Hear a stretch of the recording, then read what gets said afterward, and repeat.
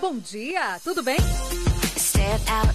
Híbrido, duas fontes de energias diferentes. O Auto Esporte de hoje explica por que em breve você vai ter um modelo com motor híbrido na sua garagem. Não tem ruído nenhum, é muito bom. Com a temperatura mais fria, o pneu não consegue aquecer, ele escorrega bastante. Quando o asfalto não ajuda na aderência das motos. Vícios de postura que podem levar a uma troca de espuma no banco. E vamos economizar. Os números vêm mudando e para mais. Para ajustar o orçamento, vamos pedir ajuda. Muito do que aparece para facilitar a gestão de um carro é inspirado no modelo de controle das grandes empresas. É um insumo mais pesado, então a gente tem que controlar ele muito bem. O combustível responde por 30% das despesas nessa transportadora, com mais de 1.000 veículos. Qualquer reajuste tem alto impacto. A saída é uma só: transparência, disciplina e muita informação. Para facilitar, uma tecnologia que ajudaria qualquer um. Esse anel na mangueira envia os dados do abastecimento para um outro, colocado no bocal do tanque. E os dados são atualizados pela internet. A gente tem tudo na mão. Temos todas as informações de que posto, qual foi a média, qual motorista, qual o veículo. Para as empresas, é o fim da novela com notinhas de reembolso. Não há interveniência humana em todo o processo de abastecimento, ou seja, o frotista ele tem os dados de forma pura. É muito bom, é a prova de fraude, porque você sabe exatamente quantos quilômetros rodou versus quantos litros abasteceu. Agora, o melhor é planejar os roteiros, prevendo até os postos que estão com o preço do litro mais em conta. Um caminhão que sai de São Paulo para Goiás, onde o diesel é mais caro, completa o tanque antes da divisa, em Minas. Assim, vai e volta, sem colocar nada lá. Se ele abastece 10 quilômetros depois, a variação pode ser 20% a mais. A conclusão é bem simples. É muito importante que você tenha uma ideia de quanto você gasta por mês. Você pode estar gastando mais ao encher o tanque, mas você pode diminuir a utilização do automóvel, programando melhor os seus itinerários. O Nahat aplicou esse conhecimento na vida pessoal. Você pega meu exemplo. Eu trabalho aqui em Guarulhos, né? E aqui é mais barato do que na minha casa. Então eu abasteço sempre aqui, faço o planejamento da minha rota. Até mesmo a previsão dos gastos pode ser controlada. Avalie a quilometragem dos trajetos de rotina: escola, supermercado, trabalho. Some tudo e você vai ter uma ideia do custo fixo com o combustível. E aí, vale seguir o exemplo do Tiago. Sou muquirana. Falou em combustível... Todos os abastecimentos estão no celular. Ele sempre zera o odômetro para ter uma média, que está em 11 km por litro. E pega leve no pedal. Eu verifico a 100 metros que o semáforo está fechado. Eu não vou esperar o carro da frente frear para frear em seguida. Eu alivio o pedal do acelerador, eu solto e deixo o carro usar a energia cinética dele. Na rotina dele, abastecer a conta-gota funciona. É de 100 em 100 reais. Minha média é de 20, 25 km por dia e ele dura em torno de 10 dias. Se o combustível começar a acabar antes dos 10 dias, vai segurar um pouco? Eu tento segurar o máximo que eu consigo. Uma coisa interessante que eu adotei e funcionou muito bem, muitas vezes a gente escolhe o caminho mais curto para chegar em casa. Às vezes o caminho mais curto ele tem muito trânsito, então você opta por um caminho um pouco mais longo, porém você desenvolve uma velocidade média maior, então você acaba economizando combustível. Outro jeito de controlar é concentrar a informação. A maioria dos brasileiros joga a conta pro crédito.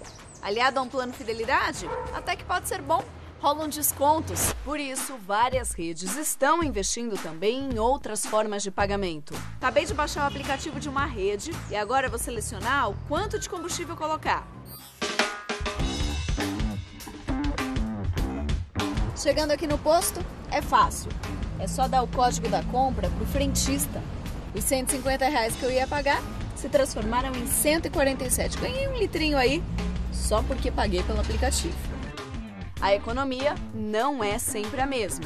É um desconto que varia de abastecimento para abastecimento. Depende do ciclo de vida do consumidor, do momento, do dia, da hora do abastecimento.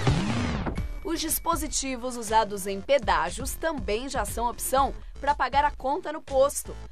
Um sensor identifica o aparelho, uma câmera lê a placa e a bomba é liberada. Você abastece e recebe uma mensagem. No fim do mês, combustível, pedágio e estacionamento são somados e podem cair direto na conta, no cartão de crédito ou vir num boleto. A Raquel gosta sim. Não tem surpresa no final, no cartão, misturado com outras contas. E não fique acumulando na sua carteira N cartões, N coisas que prometem facilitar e que vão te confundir mais ainda. Tenta simplificar. Simplificar também é uma boa regra. Cada um tem que achar o seu jeito de economizar. As opções estão aí. O controle é muito importante, até porque, como diz o Thiago, dinheiro não aceita desaforo.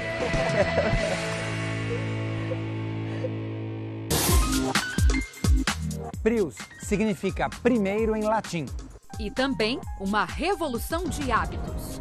O pioneirismo da Toyota tornou o Prius o modelo híbrido mais vendido no mundo. Não é qualquer carro que te oferece mais de 800 quilômetros de autonomia. Como um carro que tem um conceito diferente, você tem que ter informações diferentes. Mas vamos explicar o que é um híbrido. Híbrido, duas fontes de energias diferentes, se misturando para poder dar o melhor desempenho para o carro. O Prius é o carro mais econômico do Brasil e para isso ele utiliza dois motores, um a combustão e o outro elétrico. Esse mais acionado em situações de anda e para da cidade, ou a combustão quando você precisa de potência, mas também para carregar a bateria do motor elétrico. E as experiências para dirigir passam até pela maneira como as pessoas enxergam o mundo hoje em dia. A tecnologia híbrida ela veio para mudar a nossa qualidade do ar, o nosso planeta de uma maneira geral. Porque tudo que nós temos até agora polui muito a nossa atmosfera. Estou gastando pouco de eletricidade agora. Tirei o pé, ele vai ficando azulzinho ali embaixo. Ó. Não estou gastando nada, pelo contrário, estou recarregando a bateria elétrica. Eu tenho aqui 3 modos de condução. Agora está no Power, onde os dois motores trabalham juntos. Troquei aqui para Eco Mode. Você está em baixíssima velocidade, só um motor elétrico atua. Se ele vê a necessidade em função do seu acelerador, vai entrar o motor a combustão. E depois o normal. Os dois motores eles ficam intercalando, né, a condução de maneira automática. Ele sabe quando é melhor um ou outro. Para ligar já é diferente. Eu acho que ele não ligou. Não tem ruído nenhum.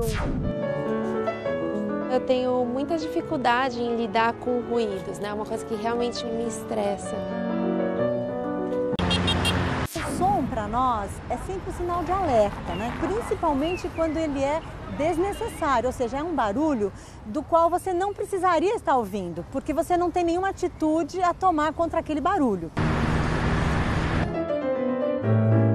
Quando você está em um ambiente que tem uma boa acústica, você percebe as camadas de som.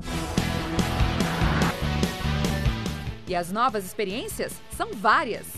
É fácil observar o quanto o carro, ele é estável. A distribuição de peso, ela é muito boa. Lá na frente, eu tenho os motores.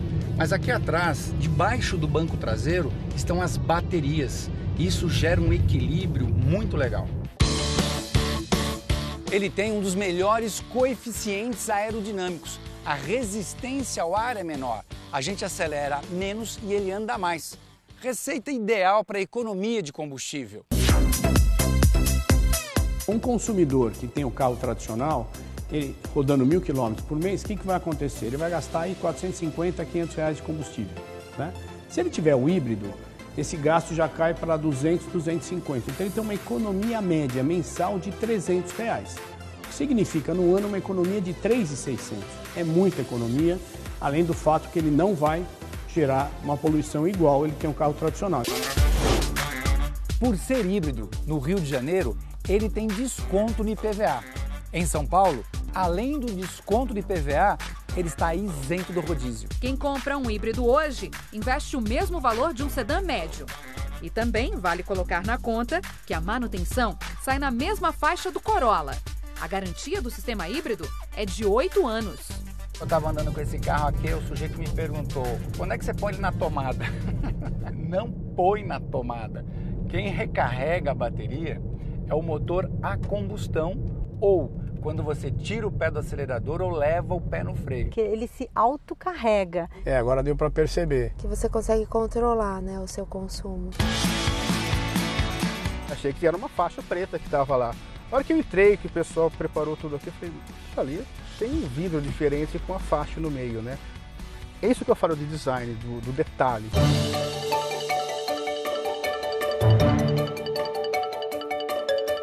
Não senti nenhum tranco característico de mudança de marcha também. Esse carro tem um câmbio CVT, o mais adequado para um híbrido, porque as trocas de marcha são infinitas. E o Prius continua com o apetite para ser o primeiro híbrido de cada vez mais consumidores. Você sente que você está produzindo energia. É fantástico. Carregar o celular sem fio, quer dizer, é uma liberdade, né? Então, assim, estou produzindo minha própria energia, estou produzindo energia para carregar os meus aparelhos, não estou poluindo. Se você já tem um carro quase autossustentável, isso é muito melhor. Essa é a ideia de que as montadoras mesmo têm que seguir daqui para frente. O veículo híbrido é uma possibilidade para hoje, não faz parte do futuro. Quando você junta o ecológico com o financeiro, eu diria que é uma experiência quase perfeita, né?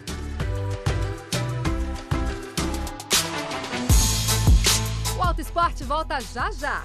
Vícios de postura que podem levar a uma troca de espuma no banco.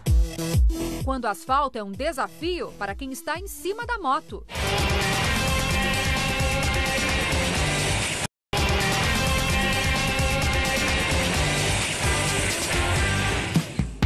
De olho na postura.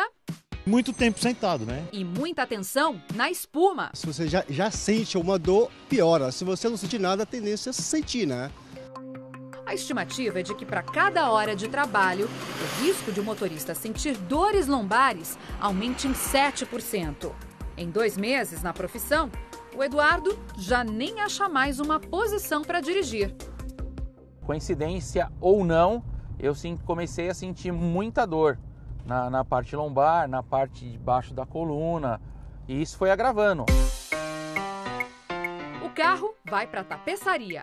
O dono do carro para o fisioterapeuta. O fisioterapeuta aponta um desgaste de peça, quer dizer... Diminuição de espaço articular entre as vértebras, tá? Na região dorsal, a gente observa já a formação de bico de papagaio, que a gente chama. E se já evoluiu para o bico de papagaio, não tem saída. É caso de cirurgia. As deformações e os desníveis no assento, por causa da espuma que já perdeu a forma, alteraram o balanceamento do quadril e a postura do Eduardo ao dirigir. E assim surgiu a lesão na coluna. Da mesma forma que você olha um colchão. Durante um determinado tempo, o assento do carro ele também deve ser verificado para ver se não é necessário a troca dessa espuma. Você vê que você aperta a densidade da espuma dele, já está bem fraquinha, né? Você pega a nova, já estão bem firmes, né? A densidade de uma espuma indica o peso que ela pode suportar sem deformar. O ideal seria que estivesse sempre de acordo com o peso de cada motorista. Sinal de que não é coincidência que nesta tapeçaria, 70% dos clientes que pedem a troca da espuma estão acima do peso.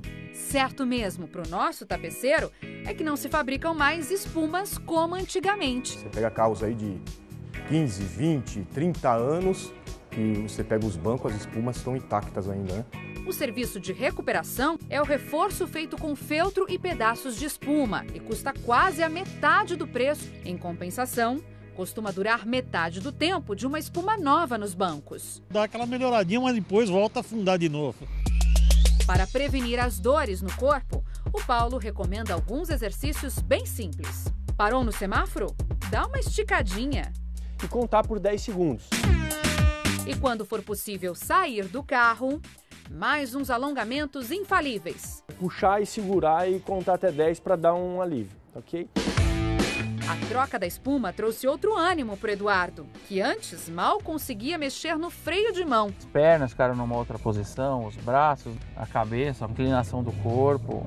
O freio de mão passa quase 2 dedos aqui longe do encosto, muito melhor.